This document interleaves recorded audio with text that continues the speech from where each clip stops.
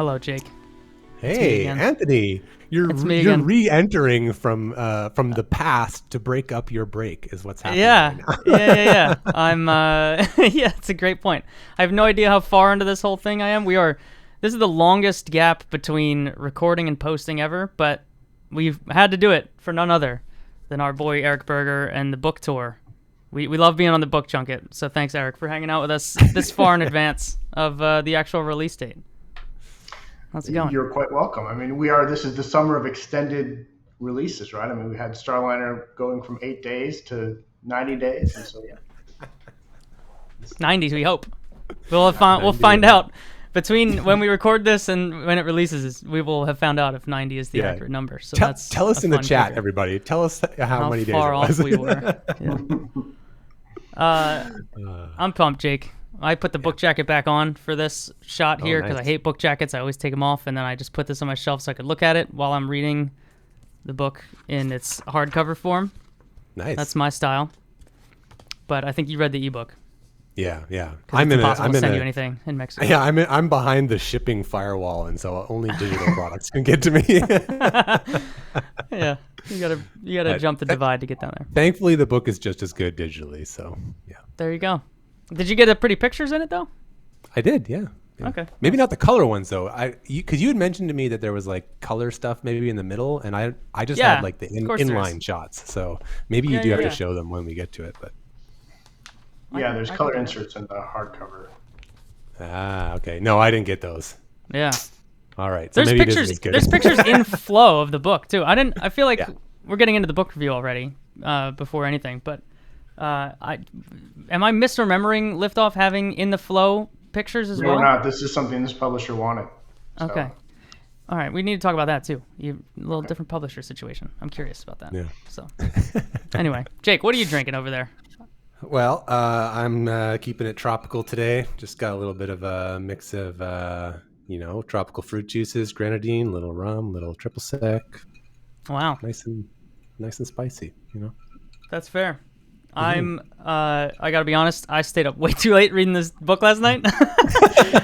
So I'm drinking coffee because I'm very sleepy, but that fits my, wherever I may be on this day in actual time, probably also drinking some coffee. Coffee still on brand. Did not sleep last night. Yes, Eric, you're. I don't know how deep. You're early on the book tour right now, so you probably have not started the heavy drinking period. I've not started the heavy drinking period. I'm drinking water today because I have an interview with a rocket company CEO to be named later that may be confrontational. So. I feel like you're gonna stop that sentence halfway through. Gotta stay sober. Is it potable water? Is that joke still relevant? No, I don't think so. Maybe. Might be. Oh, wow. All right. Okay. All right. Where should we start, Jake? Yeah. You need to previously on this? Do you want to previously on this? Because I'm curious, like, where in your life, Eric, where did Liftoff end and Reentry begin? Was there any gap between those, or did you just keep going? So there wasn't a whole lot of a gap. I certainly should have taken one, I think, in retrospect, because I started working on Reentry pretty quickly after Liftoff was published, and then I realized that, wait a minute, I kind of need to take a break. So then I took a break. And then I'll be honest with you, the project became more difficult because, Elon bought Twitter and then, really started doing some things that made me a little bit uncomfortable. Certainly his attacks on the media. I mean, I am a journalist. And that sort of prompted me to take like another 6 months off, at which point I had missed the deadline for my publisher. And so I said, hey, I need a little more time. And they were pretty cool about that. And so, I really worked very, very hard on it in 2023. Okay. Yeah, that's a good year for paying attention to SpaceX. A lot of stuff happened in 2023. Yeah. Not a lot of time to write. But. Yeah. Huh. Okay. The other aspect is that, at least on the early portions of Reentry, there's a lot of familiar names from Liftoff, right? And it's been a couple years since I read Liftoff at this point because Pandemic Brain has compressed all when that came out. They came out in 2020, by the way. I would have totally guessed. March of 2021. 21? Okay, I thought it was No, yeah, Not March 2020, but I don't know. yeah, March of Should we 2021. check? All right. Well, it feels like it was way more recently than that, I guess is the thing. Because I felt like, I remember. I got right back in where all these people were when we left them last. So, and I thought you structured the book in an interesting way in terms of it's not exactly chronological. It's kind of, there's a lot of arcs going on in this time period of SpaceX's life. So when you were approaching it, Liftoff was very much, you had a story to tell that was pretty clean in the chronological sense. This has so many branches to it between Falcon 9 and Dragon and Crew Dragon. Was that mapping process like an important first step, or what was the idea behind the organization? That was really the fundamental challenge of the book, right? Liftoff was fundamentally about the origin of SpaceX and the first 4 Falcon 1 launches, and that was basically it. And you had a pretty small cast of characters, relatively speaking, whereas in this book, which roughly goes from the end of 2008 through 2020, there's, SpaceX grows to 10,000 employees, and, they have all of these different crazy things they're doing. And so the question is, how do you encapsulate that into a narrative and not lose the reader? So it still does kind of go chronological, but it does, it does jump around a little bit from, it sort of takes the Crew Dragon program, which began, in the early 2010s, and sort of moves that to the end of the book. And it takes kind of the first launches of the Falcon 9 and puts those at the front of the book. But yeah, it was a challenge. And I'll tell you, like, if this had been my first book, I think I would have really struggled not having the experience of Liftoff. Yeah. Yeah. It seems challenging. I kind of, it did throw me sometimes because I was like trying to remember, like, oh, we bounce back again. And like, there was, especially when we were talking about, God, which one was it? Was it somewhere where the launch pads and the reusability paths were, those streams were all kind of like happening at the same time, and there was people who were like had one bad decision on one side of the story, and then you had to rewind to go tell it from the other perspective, and then it does get pretty convoluted in there. But I think that probably like is showing what's actually happening with this organization too, because compared to Liftoff, where it's a nice tight group, the SpaceX is also growing, not just narrative paths, but in departments and sites and all these kind of things where you're going to start to see those different storylines happen in isolation. And I think that did a strangely good job of doing that, right? Well, I have to say that, the highest compliment you can give any author is to say that their work is convoluted. So it's at least true to the source material, is what Jake means. That's what I'm trying to say. Yeah. Yeah. You look at the period of like 2014, 2015, 2016, there's just so much happening, right? You've got, they're taking the first steps toward attempting to land rockets successfully. They're bidding for commercial crew and starting the serious development of Crew Dragon. They're actually landing rockets, and then you've got like the CRS-7 failure, and then several months later you've got the Amos-6 failure. And they're blowing up launch pads. They're acquiring new launch pads, and then the origins of Starlink and Starship are in sort of the 2015 to 2016 period. So it's this incredible. You're right. There's just so much happening, and I really worked hard to try to make that narrative flow. But you sort of map these timelines on top of one another, and you think about how much crap that they were trying to process and work through to make all of this come together. And it's really incredible, actually, in retrospect, that they did manage to persevere and be so successful. Yeah. Well, I mean, I think the thing that highlighted that to me most was when the IAC people called Elon and said, like, do you want to cancel? Because like obviously there's a lot on your plate right now because the Amos-6 had just blown up and all that kind of stuff, right? So I mean, of course he says no, but that's the microcosm of that whole narrative right there, I think. Yeah. But, I do love this book, reading it was like I don't know. There's an affection that I have for this time period because it's just the origin story of me being a space nerd in so many ways, from going to college in Orlando while they were getting the first Falcon 9s flying. And I remember, like, you tell the story of the snipping off the end of the engine bell and that decision. And I remember distinctly being like, oh shit, this is totally different than the boring space industry that there was. And I felt like that was my the scene from Star Wars where Rey like hears the lightsaber down in the basement, and it's like, these are your first steps. That was that moment for me. It was like, oh man, that's like a totally different thing happening. And then, coupled with that, with Jake and I starting all this stuff while I think like you bought the domain for We Martians the day after they landed the booster or something like that. And I was very shortly behind that. So it was so tied to our origin stories as space nerds that it was fun to then step back and like read it as a narrative, because you get too swept up in how much stuff was going on and how slow some of those years felt. There's the cadence of the first part of the book where they're getting this stuff going.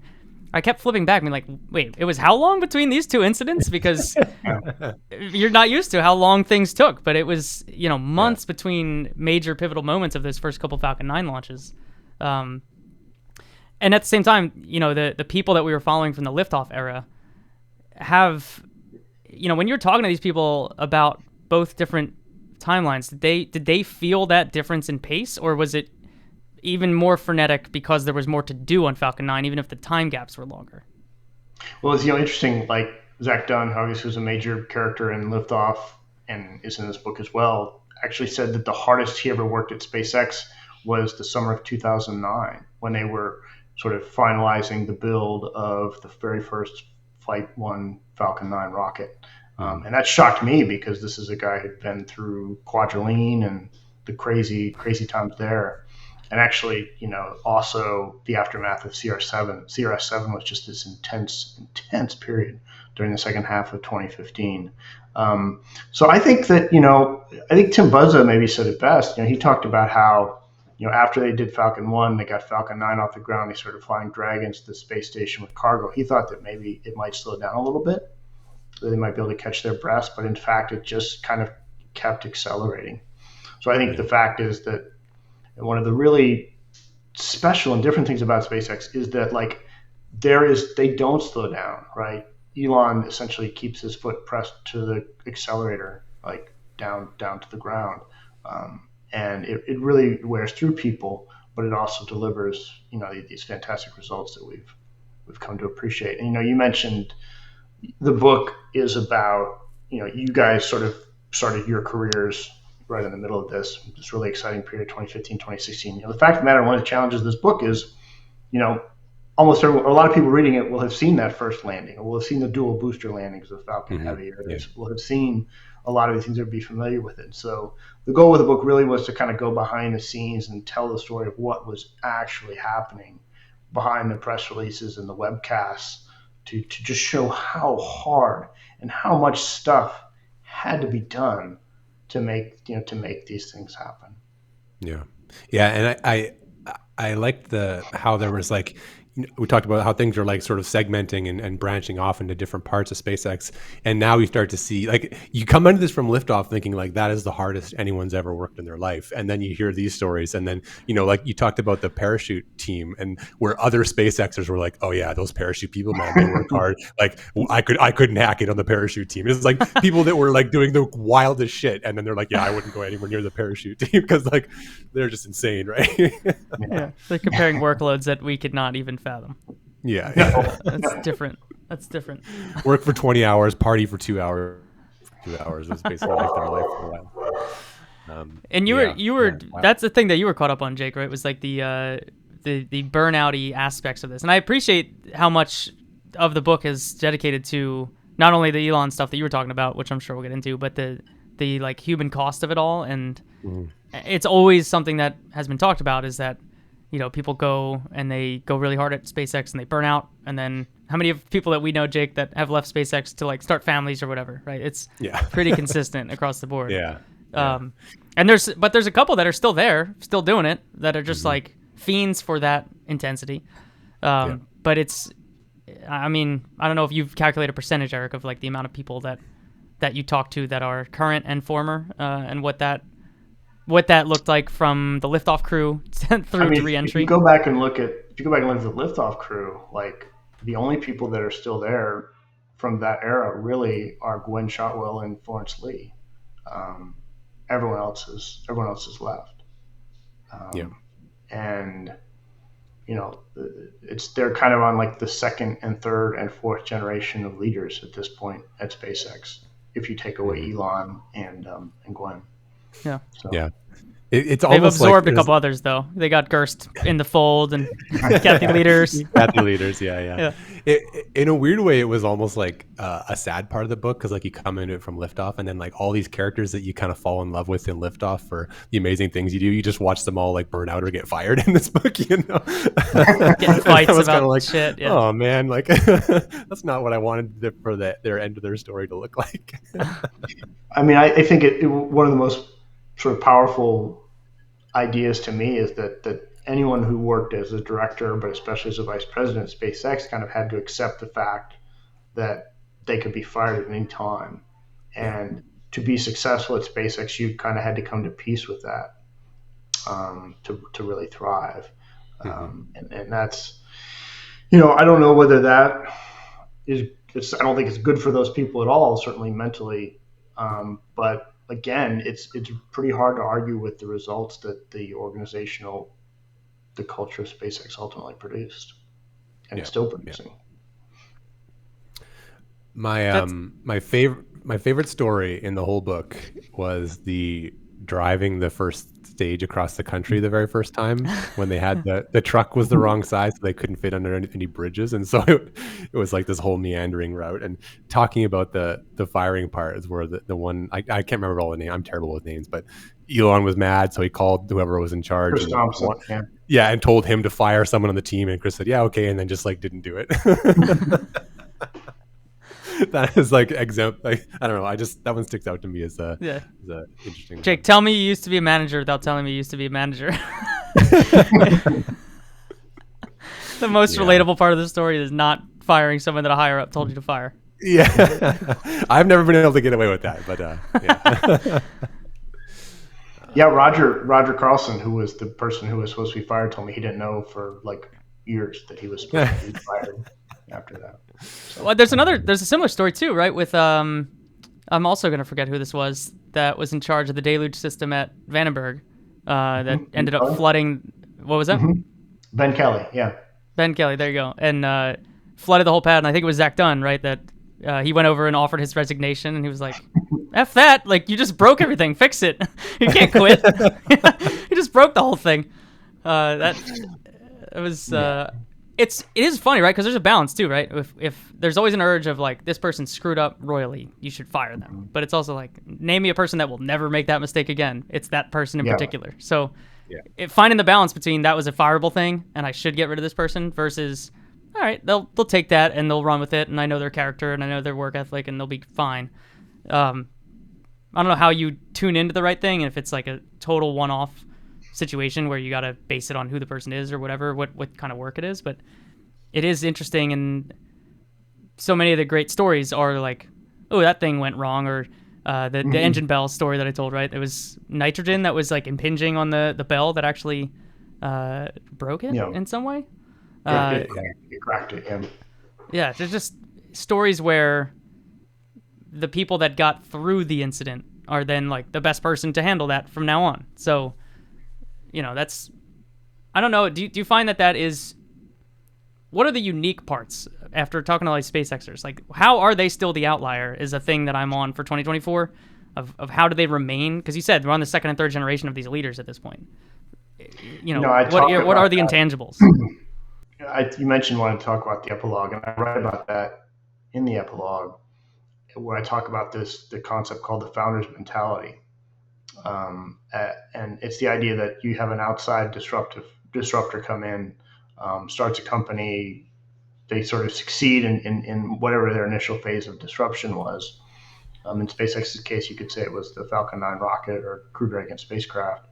And then sort of after you become the dominant player in that industry, you sort of mature, you bring in a board of directors, and the old CEO goes out and you bring in a new CEO to, and what has not happened at SpaceX, so like look at Blue Origin, like clearly like they were pretty disruptive for a while after they got out of their hobby phase, and then they bring in the mature CEO, Bob Smith, and that is what it is, right? Elon has always run SpaceX And he has kept that founder's mentality even today, right?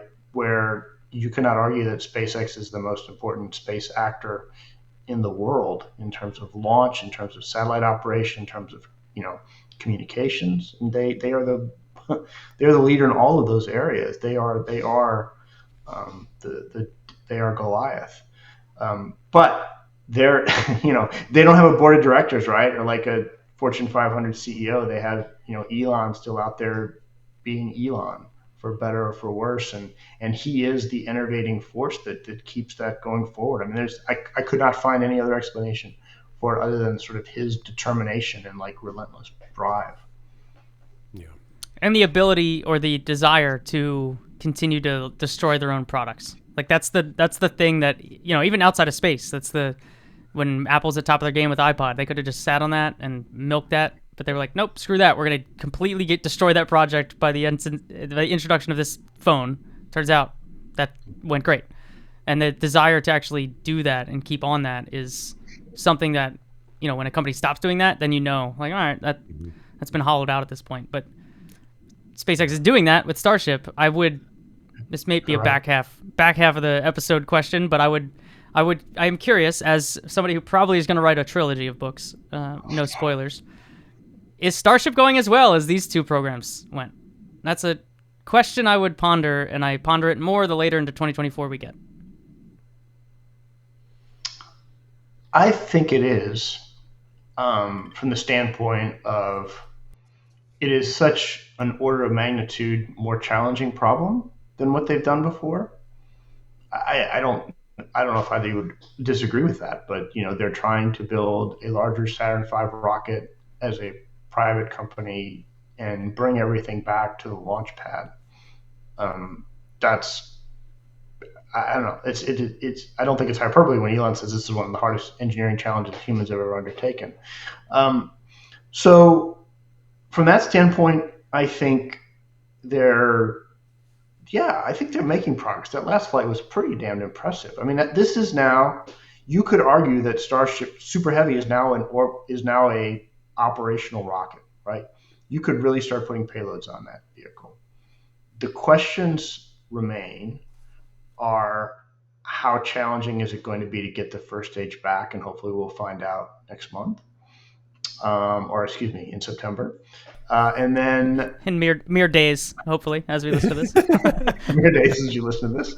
And then, how challenging is it going to be to land Starship, and how challenging is the tile problem going to be? And then, you've got the whole huge challenge of, in-flight refueling and propellant storage on orbit, which, has never been done before. And hopefully we'll get a critical test of this sometime in 2025. So I think they're going slower than some people would have expected, right? I mean, we've heard the predictions of humans on Mars in 2024. But for what they're trying to accomplish, I think they're going pretty fast. And I will say, one of the interesting things when you think about Starship is, they had no money. They were desperate for survival in the Falcon 1 era. The Falcon 9, for people who read this book, I think we'll get a sense of just how scrappy they had to be even in the 2010s. Like, they were still very short of funding, and like trying to save money wherever possible. And that has only changed in the last few years. And so if you go to Boca Chica today, this is really the first time SpaceX has been unleashed with not unlimited funding, but where you don't have to worry about money as much. And so you see them building like the second launch tower, and they're extremely hardware rich. And they're up to Raptor engine 378 or something mind-boggling. It'll be like that. 600 by the time people hear this. Yeah. Right. I mean, it's like, so they're able to invest in all the areas where they think they need to invest in. And so I think they're going to get there. Do you think that's good, though? What? Do I think what's good? Do you think the scrappiness had something to do with why they were so good in those early days? And do you think, I mean, you're giving me reasons why people have criticized Blue Origin. Yeah, I This is think that old history analogy, right? You go up the stairs with wooden clogs and down the stairs with silk, but I think this slippers, right? I think the scrappiness drove a sense of urgency, and I don't see that sense of urgency going away. Right? I think there's a lack of urgency other places in the aerospace industry. Right? But while SpaceX has more money now, I don't see a lack of urgency in their actions. I mean, Yeah. my colleague Stephen Clark had a story this week about them welding on the launch tower at like 1 a.m. in the morning, at 5:30 a.m. in the morning. Like they're working 24 hours a day in South Texas to try to get ready to catch a rocket. I think about this sometimes, and this kind of goes, Anthony, what you said. Like, how do they continue that urgency, right? And will they continue to scrap products? And maybe this question, Eric, for you would be an interesting one. Is like, will they? And if so, when will they cancel Falcon 9? Right? Does Starship ever get to a place where there's like, okay, we don't need Falcon anymore, and they just shut it down and like, quit on the most successful rocket we have ever seen in our entire lives? I'm on record as saying I think Falcon 9 flies into the 2040s. Yeah. So even then, It's gonna have to lift all those Starliner flights. I mean, I don't think we'll ever see a launch of Starliner, but that would certainly be something.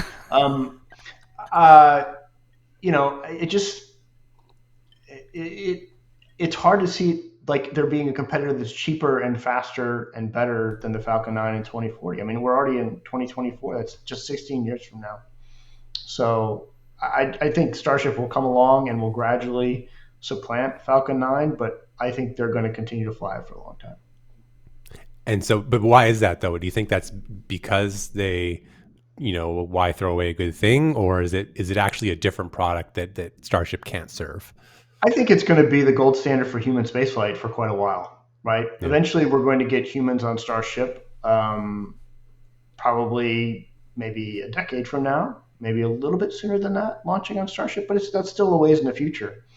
So I just think that NASA and other customers probably are going to be more comfortable flying on Dragon, especially if it continues to have a great safety record. If they, God forbid, if they start having some accidents, then that all bets are off, of course. Yeah. Anthony, same question. What do you think? I've never really thought about it that much, to be honest. 2040s. That's so fucking far away. That's so far away. That's 16 years ago. 16 years. I mean, 16 years ago was 2008 was the first time they flew Falcon 1, and they test fired the Falcon 9 16 years ago for the first time. It's not that long. That's my point. That's so far away. Yeah, but but to your point, they're like accelerating. I mean, the Orion spacecraft program was 3 years old 16 years ago. Yeah, okay? As was humans haven't flown out yet. So. Just a little perspective. Well, okay. I mean, it's funny that I was just telling you that like SpaceX isn't scrappy enough and going fast enough on Starship, and also I think they're going to ditch Falcon 9 before you do, which is funny that 2 minutes we've totally switched sides on this. That's number one. I mean, tactically, right, they're going to be winning contracts from the Department of Defense to fly payloads out that far because they tend to work almost 10 years out on launch contracts. So I think functionally they will be doing that. There's also stuff that I'm not sold on the whole like one vehicle designed to rule them all thing in the way that the SpaceX has talked about. I don't even think they are, to be honest, because I think that's one of those, things where you say it because it's what you're working on right now, but they fly different vehicles in support of their vehicles based on the jobs they need to do. They have whatever they've got, 737 or something, where they fly a bunch of people down to Boca Chica whenever they need it, but Elon's got a private plane. Like, they personally know the advantages of specialized transport, so I do think there's something that they need to solve in the 2030s, which is what do they do with other payloads on Starship? When they're going to launch something on Starship that's going to go out to the outer planets, what are those like kick stages or third stages or in-space transport pieces of this architecture? I do think there's a architecture piece there that would totally supplant Falcon 9 that they're not going to get to by necessity until the 2030s. So Space Mark. exactly, there are these. Yeah, the extended tech tree of SpaceX is working out that direction. So if they, and I would bet on Mueller making that successful in the way that SpaceX could totally glom onto it. But yeah, I think there are plenty of questions to be answered in the 2020s for Starship, and there's a bunch that I know they won't get to until they need to, which is in the 2030s. So I feel like Eric's on to something about the 2040s. Yeah, it just feels so far away. I just I always remember that brief moment in time when they canceled Dragon. And then they uncanceled it like a month later when they're like, oh yeah, customers still want this. Like that there is that mentality there sometimes, but I don't know, maybe there is a point where the organization grows so much and things are so calcified and the markets are so like comfortable with stuff that scrappiness does sort of dissipate a little bit, right? Because also the markets they're serving have to mature, right? We are in deep shit on the commercial space station market right now, and the timelines on that are terrible. Like those are projects that are going to take very long. We've got very little movement in that direction in the way that we would need to see something flying before 2030. So if those aren't even really up there till 2031, 32, then yeah, there's so much work to be done there on Falcon 9. And those markets existing, SpaceX needs that market to exist to be able to have customers to serve. In the same way that they need SLS to keep going if it's getting funding, they need that market they don't seem interested in operating their own space station, but they do need it to be there to be able to do what they want to do in the space industry at large. So there is a little bit of like a symbiotic relationship, and if SpaceX is working faster than the rest of the industry like they are, that's okay, assuming that they don't run into, what ULA ran into when they wanted to get rid of these old product lines for personnel reasons, right? Is that a consideration with, Eric, maybe you have some insight into this with the people you're talking to, but are the people we know from the book, are they off working on Starship now and there's a new generation working on Falcon 9? Are they still going to want to operate these things in the way they are? Is there longevity there as well on a personnel side? I mean, I think that you could always find people to run the Falcon 9 program. And a lot of the people running the Falcon 9 program, and people like John Edwards, have been at SpaceX for a long time, right? So there's a mixture of new and old. So I don't know that comes into it. I think ultimately what will drive the end of the Falcon 9 will be when you no longer need to launch crew on Crew Dragon, because launch is a fungible commodity for lots of things, but not humans. So that's a good way to look at it. They're going to want to, the safest option to get crew into space, and certainly for NASA, it's going to be a long time before they put NASA astronauts on. That was one of the things about the landing failure this week, right? Or last month, depending on when this is coming out, right? The B-1062 landing failure. When I first saw that, I was like, oh man, the crews are going to have to land that way, right, inside Starship. So if you can still have a failure for 266 successful landings in a row, how do you account for that with the Starship program? It's a little scary. Yeah. Same way you get back when you launch any spaceship, Eric. You just fly back on Dragon. That's what you do. Well, that's why it's flying into the 2040s. It's purely crew return in the 2040s, but they'll. It's the down mass special, the Dragon 2. Yeah. Oh, geez. Okay. All right. What didn't make the book? What'd you cut? In retrospect, I would have liked to have had more on Starlink, because it's clear that Starlink is such an essential part of SpaceX's business, not just financially. It's a huge part financially, but just in terms of, if you want to demonstrate that you're making the world a better place as part of your spaceflight program, it's hard to argue with the success of Starlink. It is changing the lives of millions of people around the world in a very meaningful way. For example, my dad, he's in his 70s. He lives in rural Alabama and has had one megabit internet. It's like very, very slow internet. This summer we were having a talk. I said, Dad, why don't you just get Starlink installed? And so he did. And it's like, 200 to 300 megabits a second now, right? It's a factor of 100 to 200 times faster than what he had before. And that's to say nothing of like school children in Alaska or wherever who haven't had this kind of connectivity before. It really is an important product. So I would have liked to have written a little bit more about that, but kind of like if I do ever write about Starship and that such a book would be pretty far down the road, certainly not within the next 5 years, I don't think. I think Starlink and Starship kind of go hand in hand, right? Because they were the two big bets the company Elon made in 2016. And both have to succeed for the company to ultimately succeed. So I think it's hard. I think you could tell both of those stories together in the next book. Interesting. It's an interesting way to think There's about even it. a nice way that they're intertwined where they both started off with like a technical dead end, right? They both hit a point where there was a major, and we never heard the story about the carbon fiber days of, that's like the, Jake and I always talk about if we ever got an Elon interview, number one, we don't think he'd be a vibe for the show, but we'll find out about that. But like the one question I have is hearing about the day where they canceled the carbon fiber Starship and, you know, what was there this faction internally that was like, carbon fiber's a mess, we're not going to do it, it's got to be stainless steel, and they finally won out.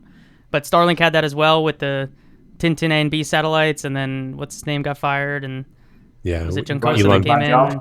Elon flew up there and cleaned house, yeah. Right.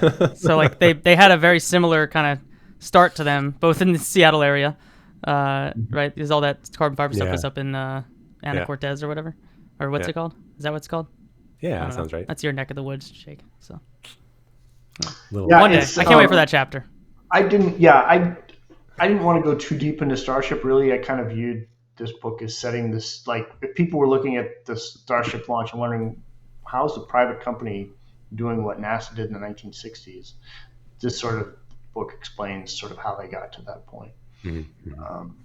But I mean, there is some Starship stuff, but not it's more of like why they went with methane as a fuel as opposed to the momentous decision to go to stainless steel around 2018. I think there's some really relevant bits about Starship in here of like this sort of stood out to me as another way that it kind of shows how this company is staying the same, right? Is when Elon was like, you know, directing effort, right? And Bridenstine called him out on not paying enough attention to Crew Dragon because he was focused on the Starship. And like, you know, it was like that Elon said, everyone to Dragon right now. And like, you know, the walls fell down and that team was able to move forward. Like, and then again, that's got to have moved back by now, right? Like, you know, now the focus is not on Dragon anymore as a company. You know, the company priority is all in on Starship right now. And I think that was kind of a interesting anecdote to sort of illustrate how that company operates, right? I think that, that's one of the things that's kind of unique about SpaceX is that the middle managers, the layer of management is relatively thin, and they are literally, you know, they're not building their own fiefdoms like you would find in like the government or like at a big conglomerate. Like when the CEO snaps his fingers, you know, you either move along with that direction or you move along, period, right? I kind of explain that a little bit through Bülent Altan, who left SpaceX to go to work at Airbus, right, in Europe, which is a pretty big difference. And he said he made it about 6 months, and like the leadership team couldn't affect any change because the middle managers had too much power. And I think that's a similar kind of thing that you see, you know, kind of in the federal government, and especially at NASA, like the center directors and the program managers and the people below them, like have a lot of power and can really gum up the works of people who come in and try to make changes to programs or things like that. I think it's one of the several reasons why NASA's kind of hamstrung and moves slower than a lot of people would like. Whereas at SpaceX, like when Elon changes his mind in the middle of the night on something, like that's it, you know. But there is no like committee meeting to finalize it. It's like, and he did that right after Jim Bridenstine, you know, who tweeted it's time to deliver, and we kind of laughed at it, but like that was actually surprisingly effective. And then after, that surprised me. and then but it's true. And then like after demo 2, Elon was like, okay, you know, we did it. We got America back into space, and that's great. But now we're all going to work on Starship some more. Yeah. Yeah, that really I did not know that part. Like I remember the tweet happening, and I remember us laughing at it. Like, come on, like it's SpaceX, they can do two things at once. But then you have this email, and then you interviewed people on the Dragon team who told you like, yeah, it got way easier once Elon said everyone focus on Dragon. Like we were moving slow, and then we could move fast. So like that kind of shocked me that ended up being, the story of that tweet from Jim Bridenstine was actually like pretty bang on. Like that's exactly what had to have happened. He should have tweeted about Boeing. We're coming up on the 5th year anniversary of that tweet, and we still have yet to hear from Jim about whether it's time for Boeing to deliver. It's kind of I interesting. think Mike Pence tried that, I think. He did. You're right. And nothing happened. No. Yeah. Bill Nelson tried Bechtold, whatever was their name? Bechtold. Yeah. Tried that with them. He got Bechtold.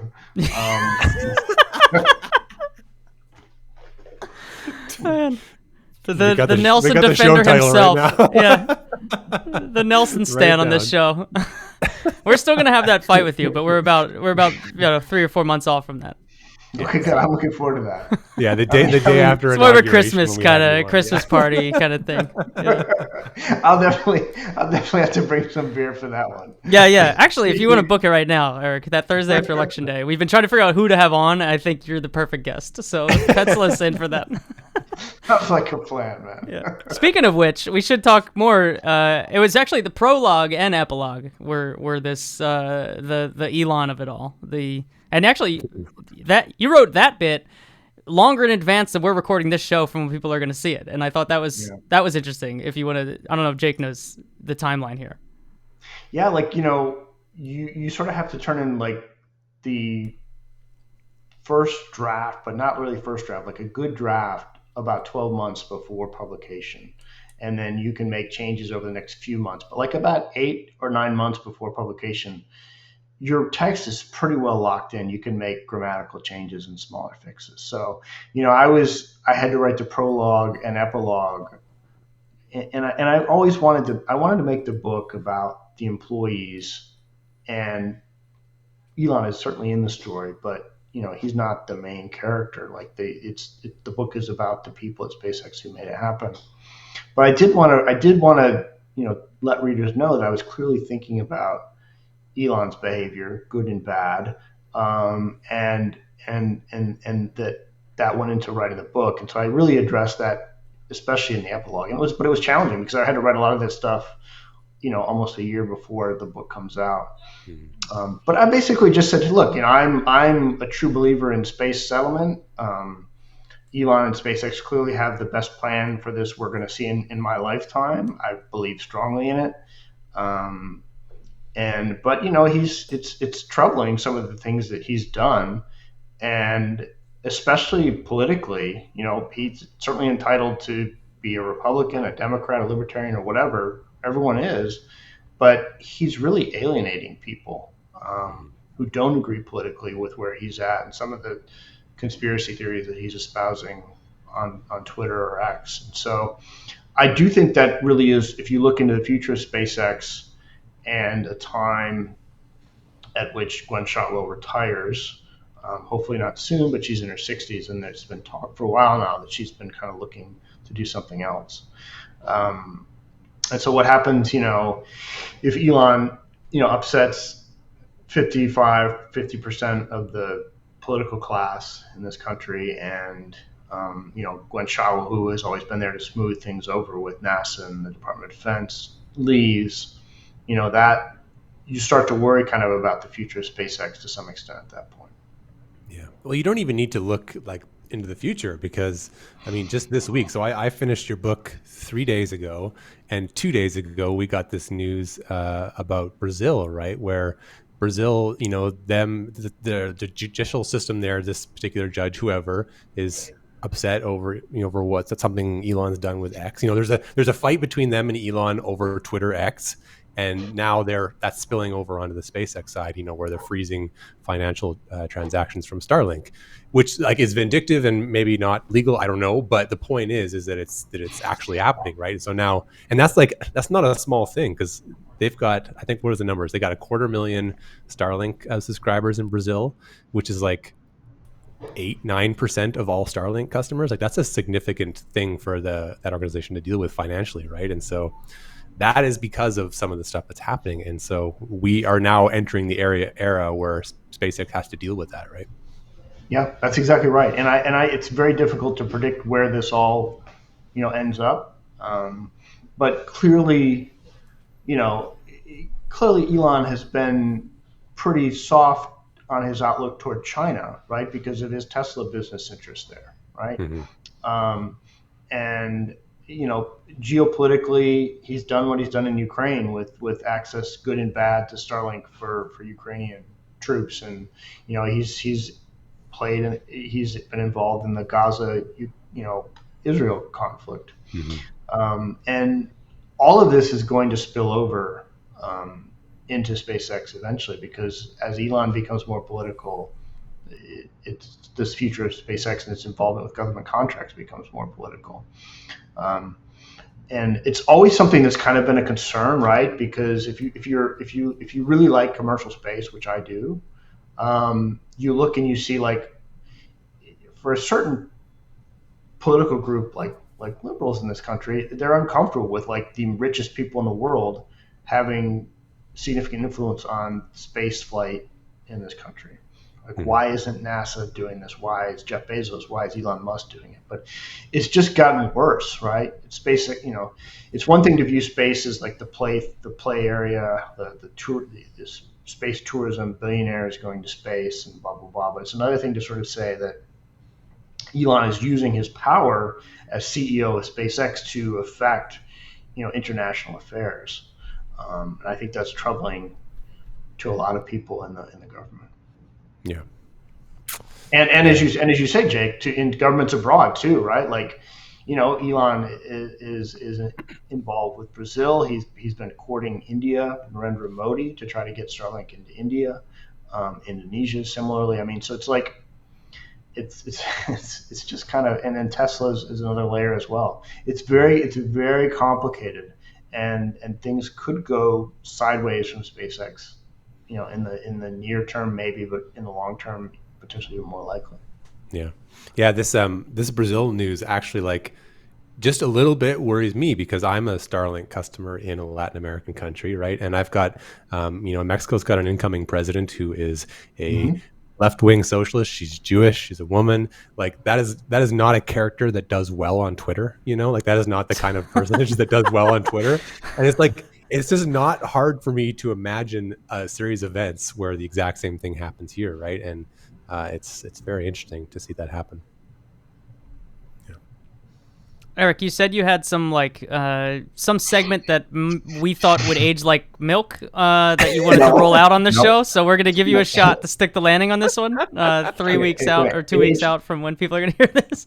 It was a Starliner question, and I'd love to get y'all's thoughts on this, because I don't think I don't know the answer. But think back to 2017, I think it was 2018, when NASA named the first crew for the crew flight test, right? It was Nicole Mann, Eric Berger from NASA, and Chris Ferguson from Boeing. So it's 3 people. So only 2 people really nominally can come back in Crew Dragon, right? But let's say that Chris Ferguson did fly with 2 astronauts. Boeing says their spacecraft is safe. He is a Boeing astronaut. So do you think he would be coming back in Starliner, and the 2 NASA astronauts would be staying behind on the International Space Station? Wow. That's what I wanted to ask you. Whoa. What were you doing last night when you thought about this? Damn, that's a scenario. That is. Yeah, 100% he would be riding in that thing. All right, if you're going on the call that we were on the other day when they told us that the astronauts have no say or agency over it and they would follow their orders, I think he would have corporate orders to get on that goddamn spaceship and get home.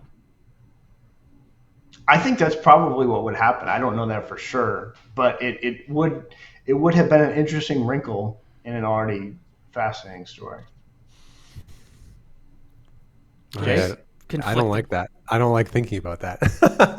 I think you're right. I think I mean, it would have had to have happened that way because like we can't throw another person into the Dragon. Like there's just not going to be that much room. I guess you could like in the trunk, like another emergency. In the trunk, it's like not in the unpressurized trunk. You mean whatever on the cargo pallet? What do they call it at the bottom of the spacecraft? Yeah. Well, that's where there's trunk. On the trunk.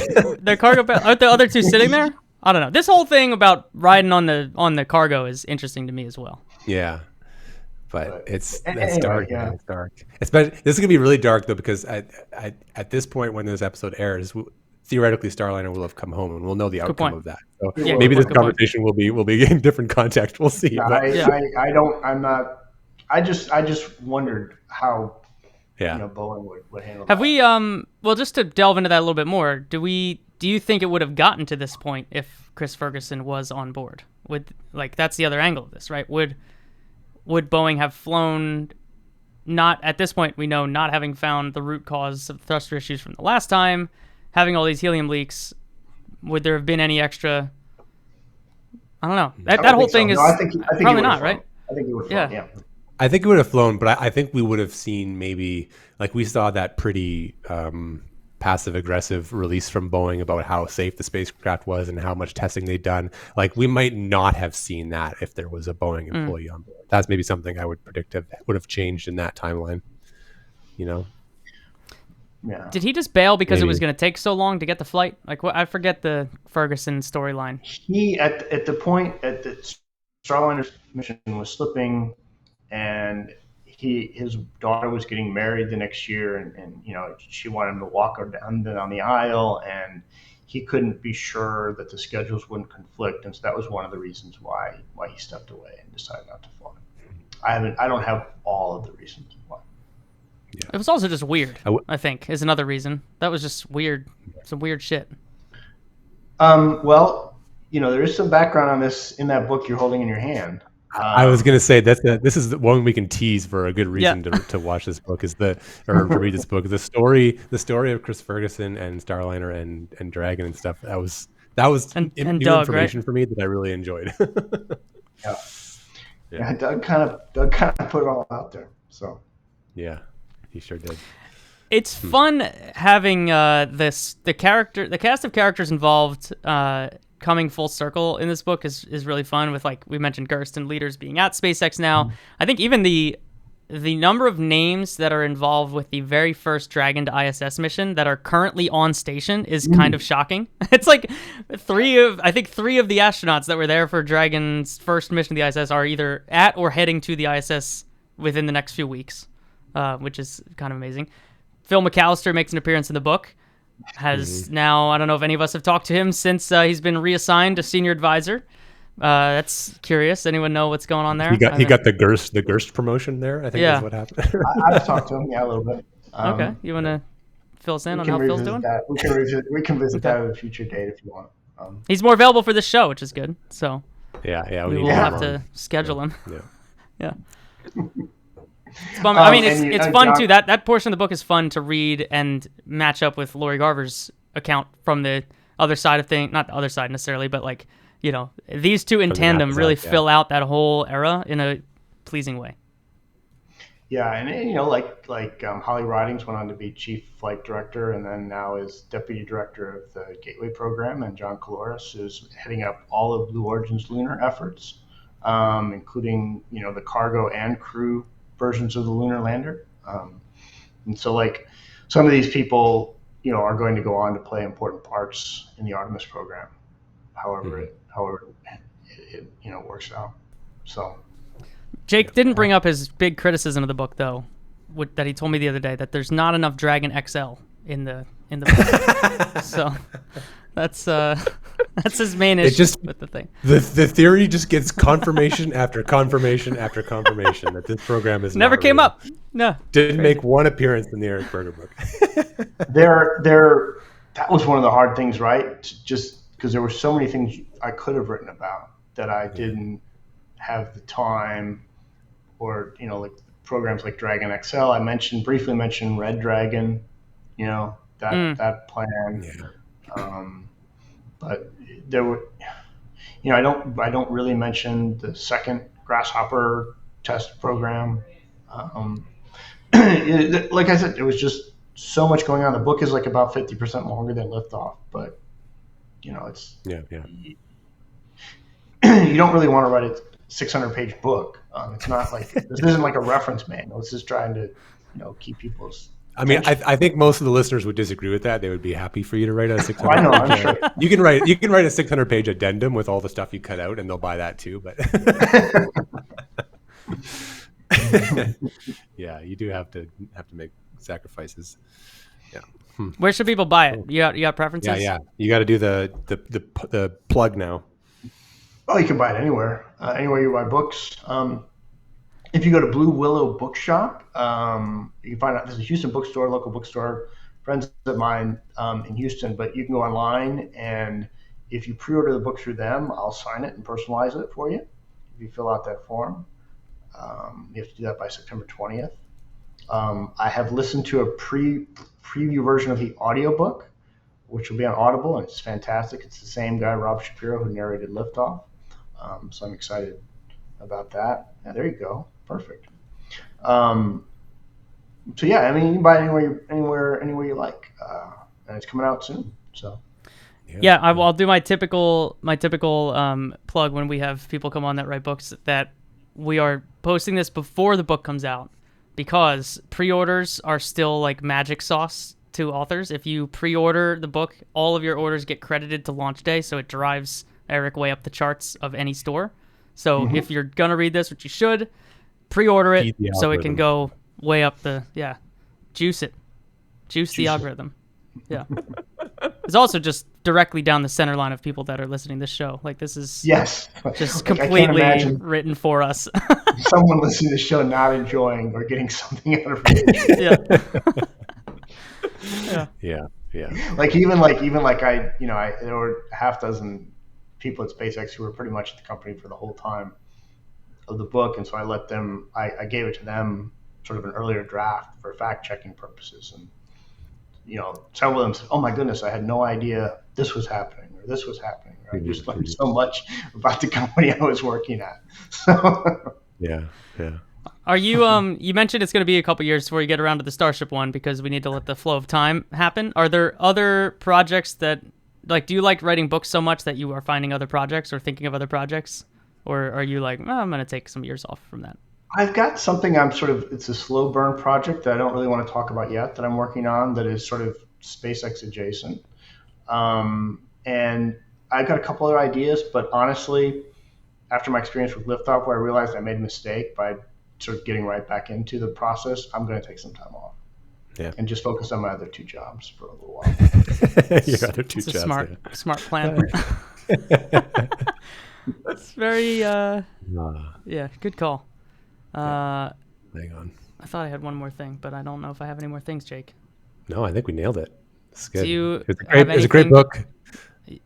I mean, I like it better than Liftoff, to be honest, because it's just my favorite. Do you really? I was wondering. Yeah. I was really wondering how people would, what that opinion would be.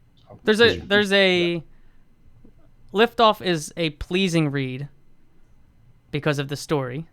This is a chaotically pleasing read because there's so much going on, and I love the how many times in the book you're like, this person who you may remember that was working on this other complete thing that ended up working on this thing and being like completely fundamental to the success of it. Yeah, the SeaWorld guy. That guy pops up and like, there's just like moments where I don't know if it's because, like I said, because I read Liftoff as somebody who was aware of Falcon 1 at the time, but I wasn't as deeply into things as I was in this era. So I'm wondering if it's like when you watch a series the second time and you notice all the little bits, right? Like I said, the trimming the engine bell was like it just in me as a story that was fundamental to me. So reading all the other aspects to it filled out things that I didn't know at the time, or I don't know. I appreciated it at a different level because of that. Yeah. Yeah, I buy that. It's the story behind. Also, the story. Liftoff sucked. No, I'm just kidding. That's why I liked this better. No. Liftoff's great. It's still behind me over here. I liked how the start a new topic here, but well, the beginning of Reentry, like it transitions from Liftoff, like the same kinds of stories at the beginning of Reentry, which are like very scrappy, like yeah, we had to like we had this like trashy like first model that like didn't really work very well, but we had to make it work because it was the only thing we had, and Elon had made all these promises, so we just like wrapped it in duct tape and hit it with a hammer, and off it goes and launches some Dragon spacecraft or something. Like that was very like Liftoffy, and you got to kind of watch as the book went through, it like really transformed into kind of the SpaceX that we know today. That part I thought was very, very interesting, and that's what stands out to me as what makes it good. I think related to that though, there was, because Falcon 1 was the thing at the time, like there weren't as many undiscovered pieces as there are with this story. Like I don't think I've ever read anything about the fairing situation when they were trying to get the fairing to cost $1 million, and they were like, it's just straight up not possible, so we have to reuse them. I don't know if I've ever encountered any detail on that. Yeah. And that was little nuggets like that are just beautiful, because their fairing is $1 million more expensive than RUAG was going to be. But I think you have a story to get to right now, Eric. I think you have an interview to do. Jake, I don't know if you know about RUAG fairings. Yeah, it seems like that's coming up in a second. I think this is coming out like right before pre-order, so go pre-order, get the signed copy, because that would be fun. Yep. Jake, we don't know what's going on next week because we don't know what next week is yet. I have a hunch what's going on, but it's too far out to be confident. Yeah. So it's a surprise, Anomalies. Surprise. Stay tuned. I may or may not be there. Anthony might be there. Who knows? Starliner might still be on the station. It might be safe on the it may be a ball of fire somewhere. We just don't know what the future looks like. Eric, thanks again for hanging out, and we look forward to our election day arguments. Well, thank you guys so much. Really appreciate it. Can't wait till after election day as well. We'll see what happens. You're not even in a swing state, so no. So we think. But all right, everybody. See you later.